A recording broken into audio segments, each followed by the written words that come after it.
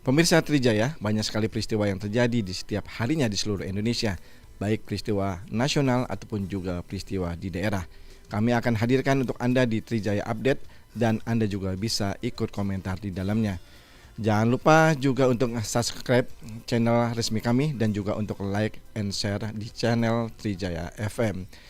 Pemirsa Trijaya, saatnya Trijaya Update. Karena ekonomi Indonesia bukannya 25.000 triliun. Sesungguhnya saat ini ekonomi kita sudah 32 ribu triliun. Tapi 7 triliun itu nggak tercatat. Nah, tadi saya sangat-sangat perhatikan dan saya sudah tahu mengenai penghasilan dan penerimaan negara kita. Tadi Pak Dhani bilang 9-10% itu dari GDP kita.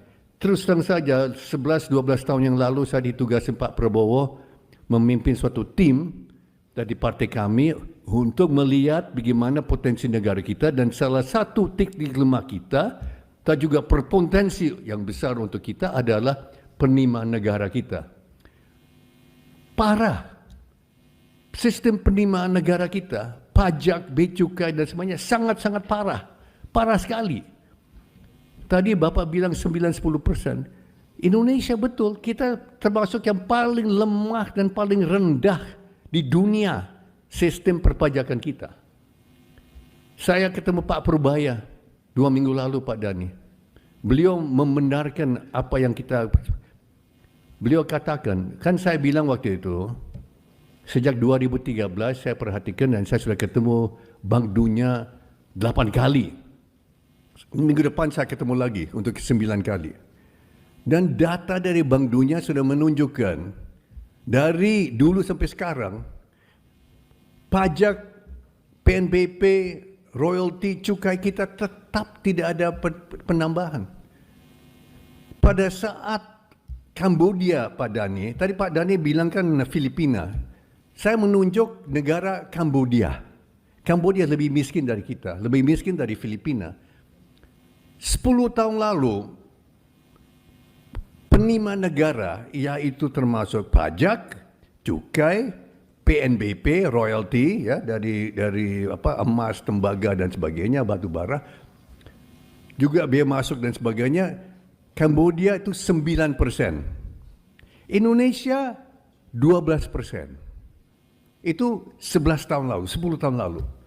Sekarang, Pak Dhani, Kambodia 18%. Indonesia di mana? Tetap 12%. Berarti apa? Berarti nggak ada kenaikan. Nah, itu bedanya apa, ibu, bapak-bapak?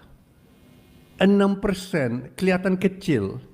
Tapi 6% dari suatu ekonomi, PDB-nya adalah 25.000 triliun. 6% itu 1.500 triliun. Defisit APBN kita 300 triliunan. Tidak sampai 400 triliun defisit. Berarti kalau memang aparat pajak, aparat bea cukai, aparat semuanya itu bekerja dengan benar, Indonesia bukan negara dengan defisit. Indonesia negara surplus. Indonesia negara kaya. Kita bisa memberi bantuan luar negeri kepada negara-negara miskin lainnya. Indonesia superpower. Tinggal apa?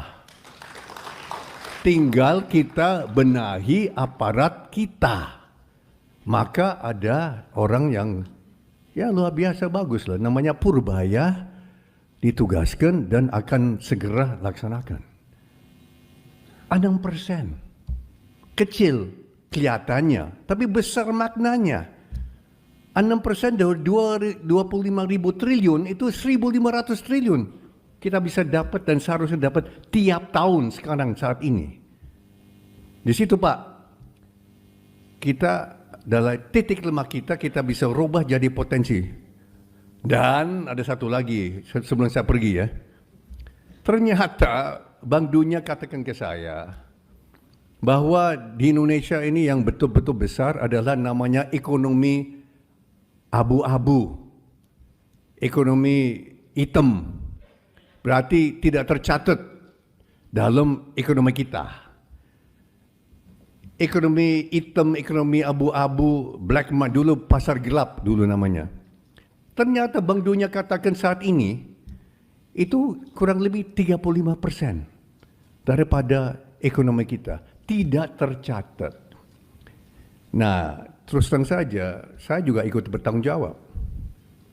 Saya salah satu penyebab ekonomi gelap itu. Kenapa?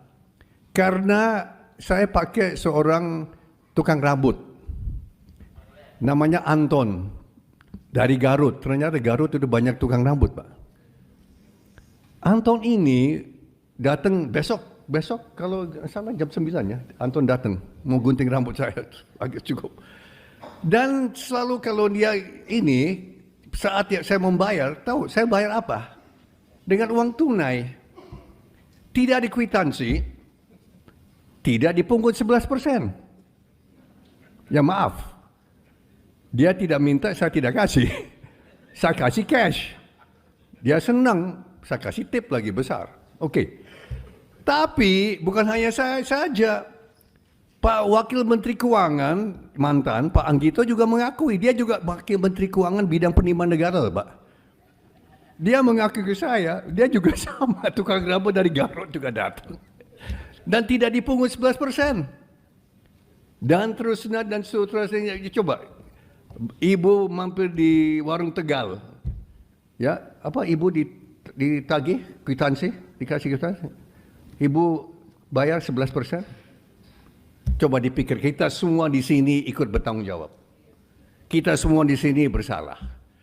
Nah, pada saat itu harapan bangsa kita, bayangin pada saat nanti semuanya masuk ekonomi yang benar, yang tercatat, dan nanti ada program nanti digitalisasi.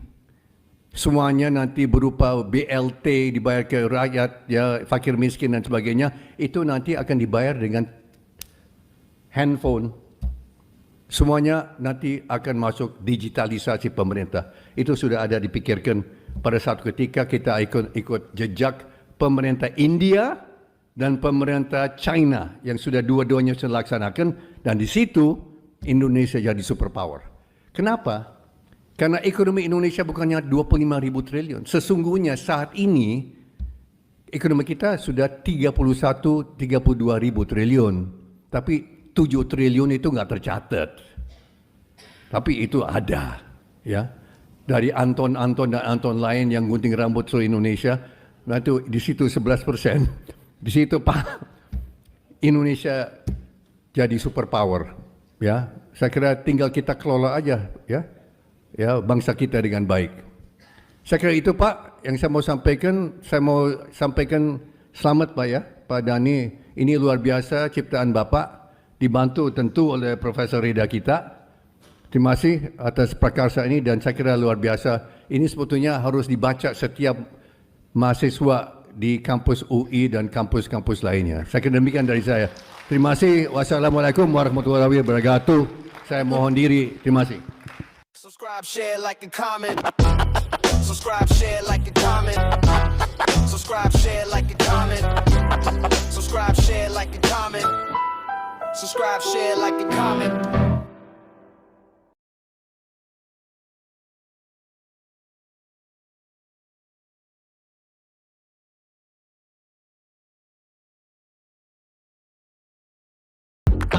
Traveloka.